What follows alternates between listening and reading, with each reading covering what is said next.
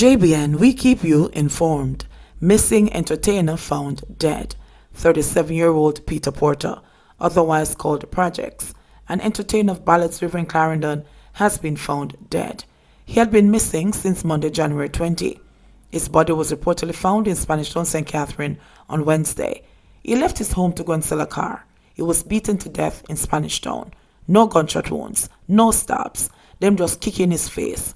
His brother confirmed that the police found the body. Popular music industry personality and marketing guru Andrew Powell said. Praj-x was last seen at the 3 Miles Scotiabank. Let's pray and send some condolences to the artist's family and close relatives and hope justice will be done for this gruesome crime.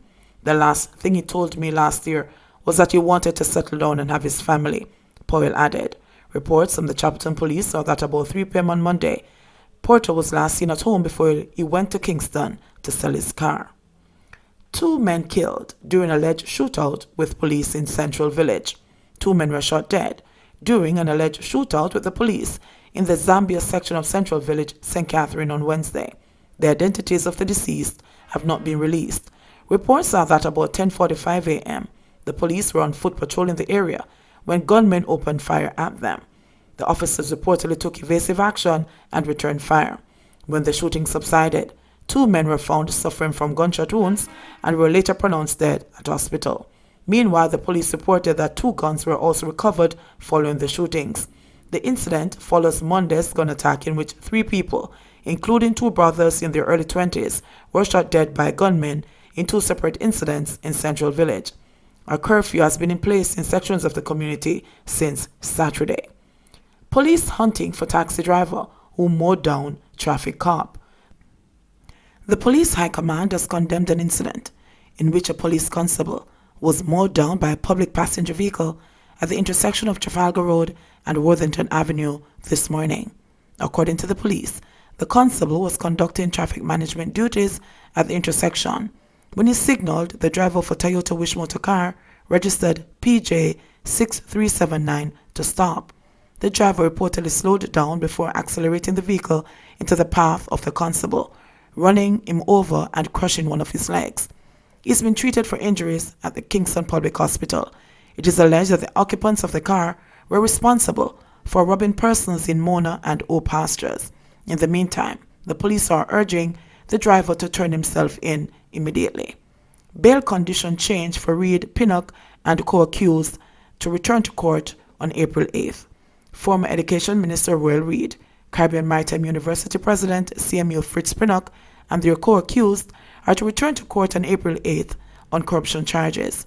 Reid, his wife Sharon, their daughter Cheryl, Pinnock, and Brownstown Division Councillor Kim Brown Lawrence reappeared in the corporate area court this morning before senior parish judge Chester Crooks. Pinnock's lawyer, Hugh Wildman, successfully appealed to the judge to vary the bail conditions, saying it had become onerous for them to report to the police on Wednesdays and Saturdays. The judge granted the request and ordered that Pinnock and his accused should instead report to the police on Wednesdays.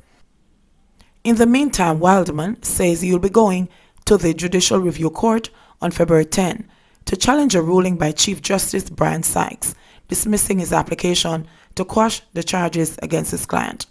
Wildman had argued that the Financial Investigation Division had no authority to charge his clients. The 5 accused were charged in connection with a major fraud and corruption probe involving transactions at the CMU. Police SOE budget tops $500 million.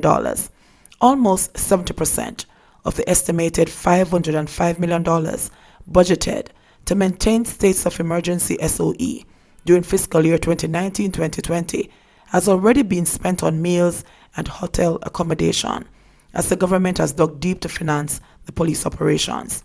As of December 2019, 3 months before the end of the fiscal year, taxpayers had already paid out more than $352 million to maintain the security crackdown that has been imposed in St. James, Hanover, Westmoreland, Clarendon, St. Catherine, and in the St. Andrew South Police Division.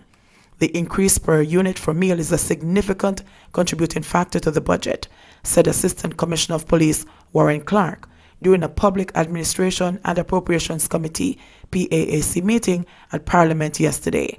Approximately $168 million was spent on meals up to December 31, while hotel accommodation cost taxpayers $184 million. Total spend, including other items, topped $392 million. From a financial standpoint, we have several deployments from Kingston to the western end to support operations there, and these are specifically specialized operations, said Devon Colquhoun, Director of Management Accounts at the Ministry of National Security. In defense of the need for hotel accommodations, the figures do not represent allocations to the Jamaica Defense Force, JDF. But even as questions continue to arise regarding the effectiveness of the SOE, Deputy Police Commissioner Fitzbailey said that it would be more difficult to curtail crime without the so-called enhanced security measure. We have used other things in the past, curfews, but there are limitations, he said.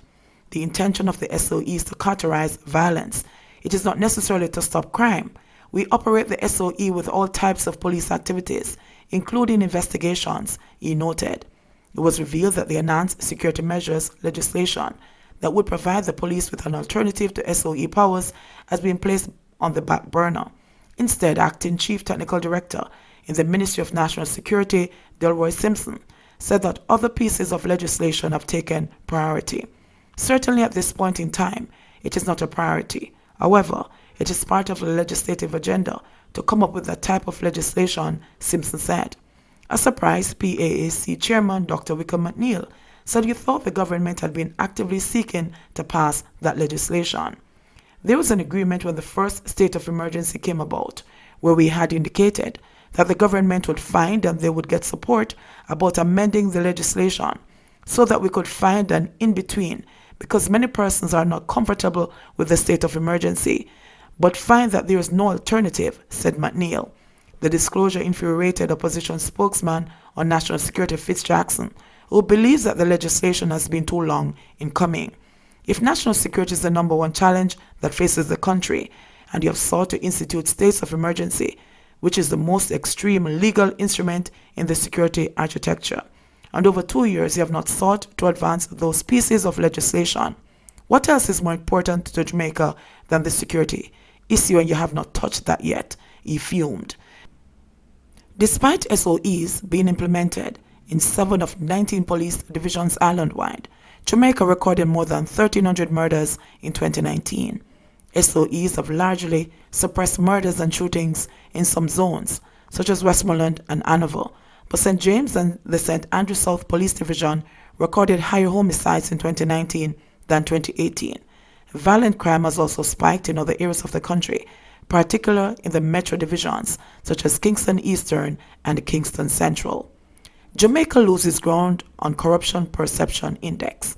Jamaica slipped a further 4 places on the 2019 Corruption Perception Index released by Transparency International this morning. Jamaica is now ranked 74, down 4 places from a ranking of 70 last year. The island recorded a CPI score of 43 this year, a slight slip from the 44 recorded last year. The Corruption Perception Index ranks 180 countries and territories by their perceived levels of public sector corruption, according to experts and business people. It uses a scale of 0 to 100, where 0 is highly corrupt and 100 is very clean. According to Transparency International, this year's analysis shows corruption is more pervasive in countries where big money can flow freely into electoral campaigns and where governments listen only to the voices of wealthy or well-connected individuals. Last year, Jamaica slipped 2 places on the CPI. A CPI score of below 50 means that a country has a corruption problem. Can you imagine? Surprise, surprise, Jamaica is corrupt. Disinfectant mats to be installed at the Norman Manley Airport.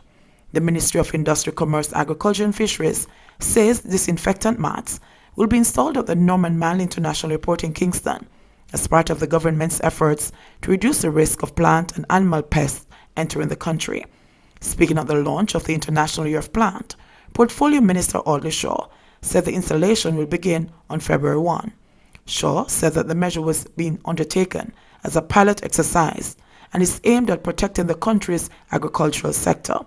He said that last January, The ministry, in collaboration with the Trade Board, implemented a mandatory pre-border sanitization of used vehicles imported into the island.